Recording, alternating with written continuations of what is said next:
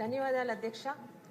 గత 5 సంవత్సరాలలో గత పాలకుల పాలనలో పూర్తిగా నిర్లక్ష్యానికి గురి అయిన పల్లెల్లో గ్రామాల్లో రోడ్లని మన ప్రభుత్వంలో ఎన్ఆర్జీఎస్ నిధుల ద్వారా గత 20 నెలలుగా చాలా బాగా దాన్ని గ్రామాల్లో రోడ్లు వేస్తున్నాం అధ్యక్ష.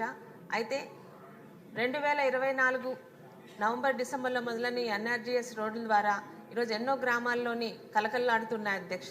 ముఖ్యంగా పండగలకి గ్రామాలకు వచ్చిన ఎంతోమంది ప్రజలు కూటమి ప్రభుత్వంలోని ఈ గ్రామాలు అభివృద్ధిని చాలా స్పష్టంగా చూస్తున్నారు అధ్యక్ష. అయితే ఈ ఎన్ఆర్జీఎస్ నిధుల బిల్లుల చెల్లింపుల్లో మొదట చాలా ఫాస్ట్గా ఉన్నాయి, ఇప్పుడు కాస్త జాప్యం జరుగుతుంది అధ్యక్ష. ఎంతోమంది ఎందుకంటే రేపు ఉదయం భవిష్యత్తులో కూడా పల్లెల్లో అభివృద్ధి జరగాలంటే ఎన్ఆర్జీఎస్ నిధుల మీద ఆధారపడి ఉన్న అధ్యక్ష. ఆ నిధుల బిల్లులు పెండింగ్లో ఉన్న సందర్భంగా ఇప్పుడు అసెంబ్లీలో వాటి గురించి ముఖ్యంగా ఆ పెండింగ్లో ఉన్న ప్రజలందరి తరఫు నుంచి కూడా ఈ సమస్యని అసెంబ్లీలోని సదరు మంత్రి గారికి విన్నవించాలని ఒక అభ్యర్థన వచ్చింది అధ్యక్ష.